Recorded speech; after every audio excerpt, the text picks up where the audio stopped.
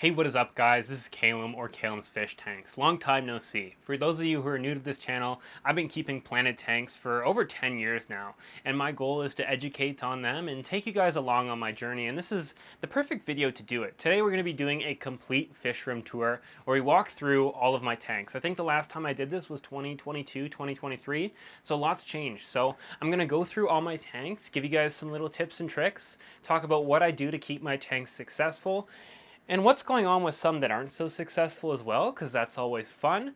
But yeah, stick along for the journey. We're going to start off with my top row with my Nano terrariums and my no-CO₂ low-tech or no-tech tanks. So I think we're going to work from most interesting to least interesting and smallest to biggest. So I'm going to start off with my smallest tanks, and that would be on this top shelf up here, where I have a couple of little terrariums. I've got a Dua Shizuku and an ADA Maru pot, as well as a Dua Neo glass 20 centimeter cube cell air, or something like that.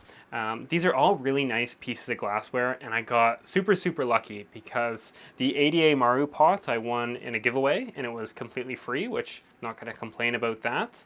And then the other two were from a store that was shutting down and having like a closing sale, and I got them both 50% off, so great deals.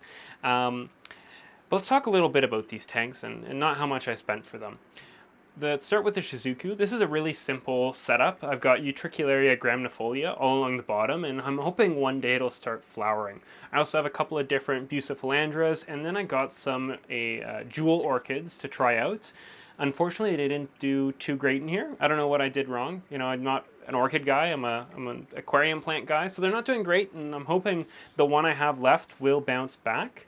But these are some very simple setups, the two vivariums. If you don't already keep terrariums and you're new to aquascaping and you want to get better at it, it's a great way to practice.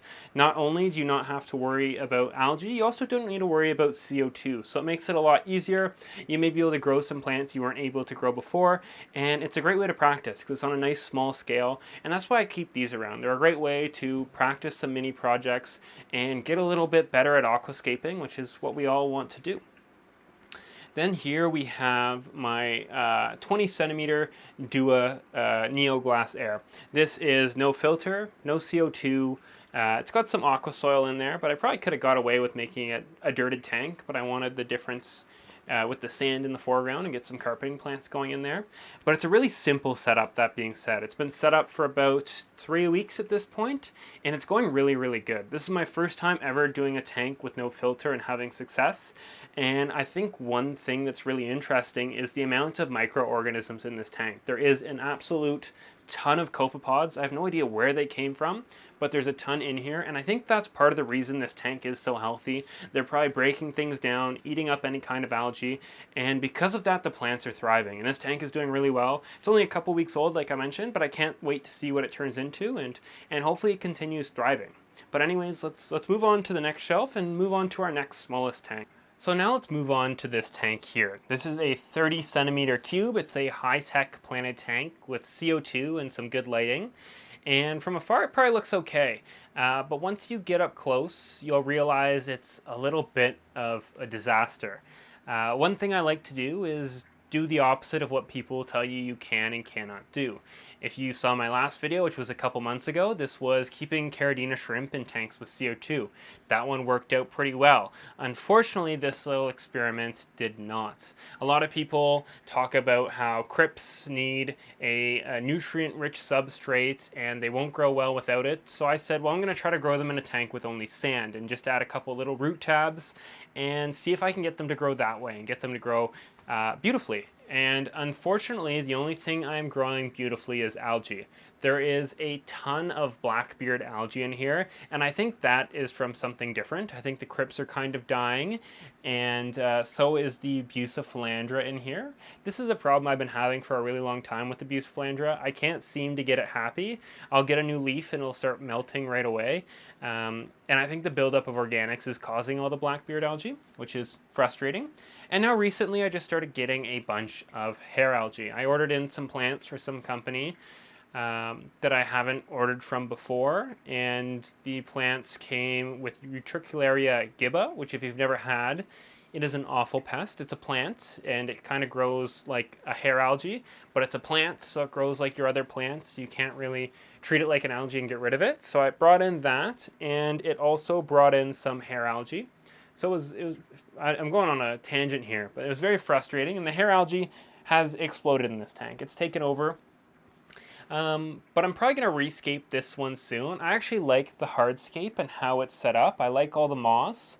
But I think I'm going to go in and remove the sand in the back, add some aqua soil, and add a lot more crypts. I'm going to plant it a lot heavier. I wanted this to be kind of a minimalist layout initially with a couple plants and really focus on the hardscape. But unfortunately, the hardscape was eaten away by algae, so I tried growing the plants more to beat off this algae, and it didn't really work. So it's been a mess. It's been a struggle.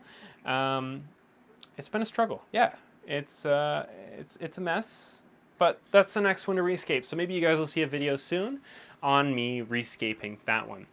And it's funny because the tank behind me here, I can't show you guys the full thing. This is my IAPLC entry, and I think this is probably my best tank to date. It is absolutely gorgeous. In my opinion, I don't think I'll place super high, but that's okay. I'm very happy with how it turned out. The plant health is amazing. I have a colony of Caridina shrimp who have been breeding in here in a tank with CO₂. If you haven't checked out that video, I'll put a link up in the top corner for you to go check that out. It's a great video. I was very proud of it because everyone told me, you can't do that. I did it, and it worked, and I'm doing it again. So if you want to see the tips and tricks on how you do it, that's right there for you. But anyways, I can't show you guys the full tank, but there are a couple clips here of how gorgeous the plants are growing and how everything is super happy and healthy compared to the tank right beside it, which is a disaster, unfortunately. Alright, so that's those two tanks. Now let's finish off with the last tank in my room before we go elsewhere in the house and talk about the one right over there. This is my 20-gallon long Hillstream loach tank setup. This video that I did quite a while ago did pretty good, and there was a lot of interest, and I had a lot of people wanting to hear an update on these guys. In that video, I got two different kinds of loaches. The Pengai patternless, or, oh god, can I even try to pronounce the name? Beaufortia quechochoensis, I think, is how you pronounce that. I'll put it up here on the screen and show you a picture of one of them, but these are some really cool loaches. So I got 6 of these, as well as I think 4 or 5 purple-finned Hillstream loaches, which are the Gastromyzon laticeps. Now unfortunately, the loaches I have in there now are very different. A couple months or weeks after I got some more loaches, I got a bunch of different species of Gastromyzodon, which I'll show you a couple of them today. But unfortunately, not all the loaches I started with are still in that tank. When you are buying fish that no one knows anything about, you run different kinds of risks. And unfortunately, that was the case with the Pengai loaches. They're a new species. I can't really find any information on them in English, and I didn't know much about them. But what I quickly learned is they are pretty aggressive, especially with each other. So currently, I am down to 3 patternless Pengai loaches, and they're looking pretty beat up. They love to fight. Unlike the Gastromyzon species, they kind of have a bunch of spikes along the front of their mouths, and they run into the sides of each other. They bite each other and rip off the scales, which one of them I think is what happened to it. It looks pretty nasty. So I'm kind of just hoping they sort things out because I don't really have another tank to put them. Not many people know anything about them. Stores locally probably wouldn't take them. So it's kind of an unfortunate situation and something I should have prepared better for, especially buying a fish that really no one knows anything about. I thought they'd be similar to Gastromyzon species and just kind of behave and get along with everyone well. But unfortunately, they're kind of mean. They're pretty aggressive. They actually, the purple fin species are a Gastromyzon, and they're pretty aggressive too. But unfortunately, they would try to pick fights with the patternless Pengais, and they all ended up passing away. So I no longer have any of the purple fins, and I only have 3 of the patternless Pengai. I do, however, have a couple other species in there. I got a lot of new Stiphodons. So I got these black rifle Stiphodons, and these are very peaceful, and they're left alone by the loaches, thankfully. And they're doing very well in here. They've grown a lot, they're eating a ton, and they're very happy and healthy. So I've got two species, the black rifle and the anise goby, which are nice little orange ones. The anise gobies aren't really doing as well as the black rifles. They're a little more shy, and they haven't been growing as quick. I don't know why. I think the black rifles and them kind of fight a little bit. And then I also have a couple other species of gastromyzon in there. I've got SK1, which is a pink tail species, and they've been doing very good. They kind of stay out of it, the gastromyzon I do have. I think things have kind of sorted themselves out. They have territories set up, and the gastros know to stay out of the pangai's territories, and they won't be beat up, because all of them look fine. There's no injuries on them. It's just the pangais beating each other up now. So I've got the pink tail, and then I also have an NK1, which is a gastromyzon ornaticata, which is supposed to turn a little bit blue, but they've just been kind of gray. I don't know if that's lighting or what, but they can apparently get blue, or they have blue undertones. So we'll see what happens with that one. And then my favorite one, and probably the biggest one, is a gastromyzon lepidogaster. These guys are really pretty. Unfortunately, I tried to get a ton of videos yesterday before I made this video so I could put them over while I speak, but I wasn't able to catch that one, so I'll throw up some pictures. It's got these beautiful hues of green, this iridescent shade, super pretty, super pretty fish. I follow a bunch of pages on Instagram that talk about all these different loach species, and there is like a version of this that is orange, so instead of the green iridescence, it's like an orangish copper. Super pretty. Hopefully I'll be able to get my hands on them one day. I'm kind of just waiting till the patternless pangai sort things out. I'm thinking about upgrading to a bigger tank size, but for now I'm just going to wait, see what happens. But I would love to get more of these gastros, hopefully some more rare ones. The store I got my last ones from is bringing in a lot of new ones, which is very tempting, but I'm holding off. I'm not pulling out my credit card yet. I'm waiting till these all settle in. Everyone's healthy, no one's fighting, and I can't see them fighting anymore, and then maybe I'll look into getting some more. But for now, I'm just going to run with the 6 loaches I have in there now, and in the Stiphidons, and hopefully it keeps going smoothly. But it's a pretty simple tank, different than my other ones, because it's not a planted tank. Oh, it is a planted tank, I've got a lot of plants in there, but that's not the goal. The goal is to grow a bunch of algae, keep these loaches well fed. But anyways, let's move downstairs and start talking about the next tanks. So we've now moved downstairs, and we're here parked in front of my Dutch-style 24-gallon aquarium. This tank has been one of the easiest I think I've ever kept, or the most smoothest running. I've never really had any big problems. I kind of just scrape the glass every week. Every once in a while I'll have a little bit of blackbeard algae that needs to be taken care of, but this tank has been very unproblematic. It is one of my favorite to watch, only behind the loaches, because I really like my loaches. They're a lot of fun. This tank is probably the one I spend the most time in front of, just watching, looking at the plants, watching the fish, and it's one I'm really happy with, and it's one that's been really successful, and I think there's a couple of key reasons it has been. Number one is the light. It is a great light on this tank. I'm using the Chihiros Vivid 2. Super powerful, super great for the colors, which are why the plants are so colorful in this tank. I should mention, in all my tanks I do use Chihiros, except for the loach tank, which has Kessels, because I wanted the shimmer. The top rack uses a Chihiros A series, which is a lower end one, and I have one across the whole rack that lights all of those. And then the other 2 tanks upstairs have Chihiros WRGB 2s, which are also great lights, and I have another one on the tank downstairs, which we'll go see shortly. But these are really good lights. I really like Chihiros. They're kind of they're not cheap, but they're not as expensive as other high-end lights. They're well made. I've never had problems with them, and they've always got the job done and got great colors out of my plants. So I definitely recommend those if you're looking for a light. I've just been consistently using those for many years. A couple other keys for this tank is a good substrate. This tank has been set up for about 1.5 years, and it's still thriving, which is not uncommon, but especially with a Dutch style tank with a ton of heavy root feeders and stuff like that, it's important to use a good substrate, and it's also important to add a little bit more every once in a while, which is something I don't see many people talk about, but it's something I've done in this tank, and it's kept it very fresh for a long time. So whenever I need to trim all my plants and replant them, I like going in with just a little bit of substrate, adding it in, and this keeps the plants happy and healthy, because a happy and nutrient-full substrate is a really easy way to keep your plants growing well. What other things? Good CO2 diffusion. So on this tank I have a inline regulator, but more importantly I have a surface skimmer. I have these on all my tanks and are something I swear by now. A good surface skimmer makes a huge difference. This makes sure there's no scum or anything building up on top of the water, so CO2 is evenly dispersed all the time. Any bubbles that make their way up to the top, it'll suck down and then redisperse into the water, making sure it all dissolves. So this makes a huge difference.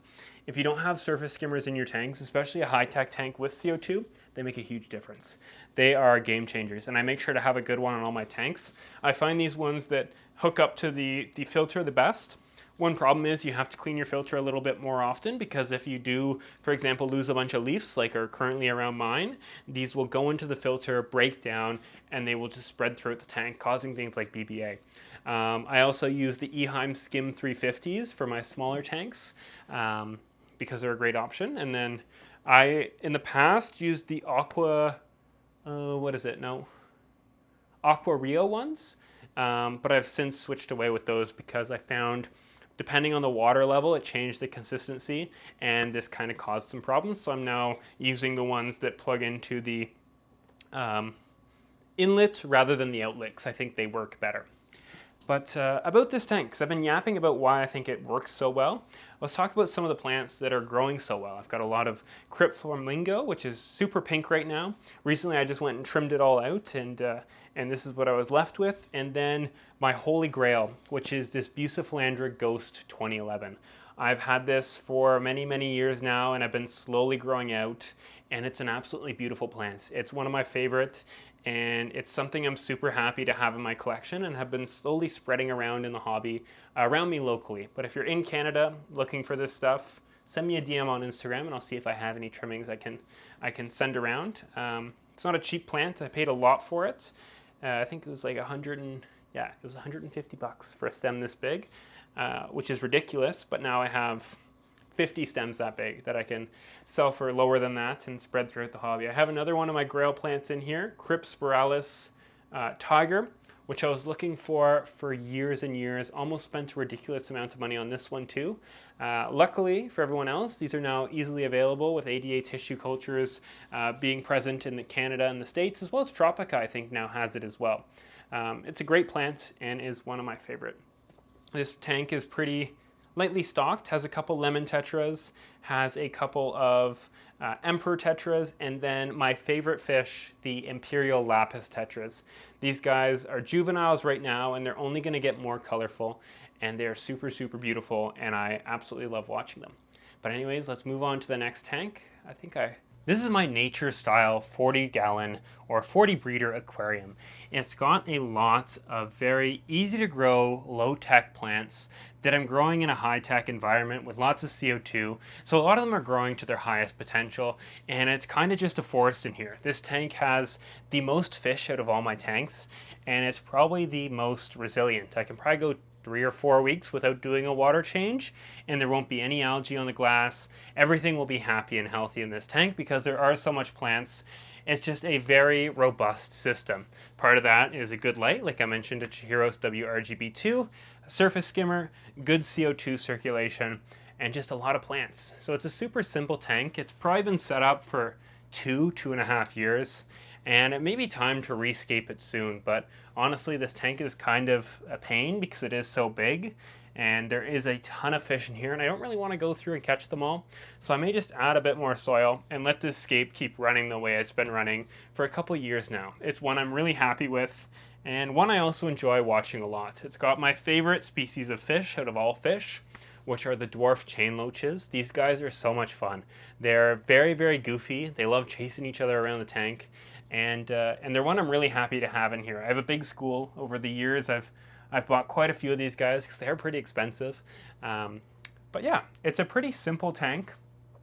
Lots of bucephalandra, lots of java fern, not a lot of water changes, and it does very well. It's one I'm super happy with, like I've mentioned. But this is the last of my tanks, and the last one we'll go over today. I hope you guys learned something new and found this video useful. I've got more coming up soon. But anyways, guys, this was KalemsFishtanks. Make sure you leave a like, and let me know which of the tanks is your favorite down below in the comments, and I'll catch you guys soon with some more videos. Anyways, peace.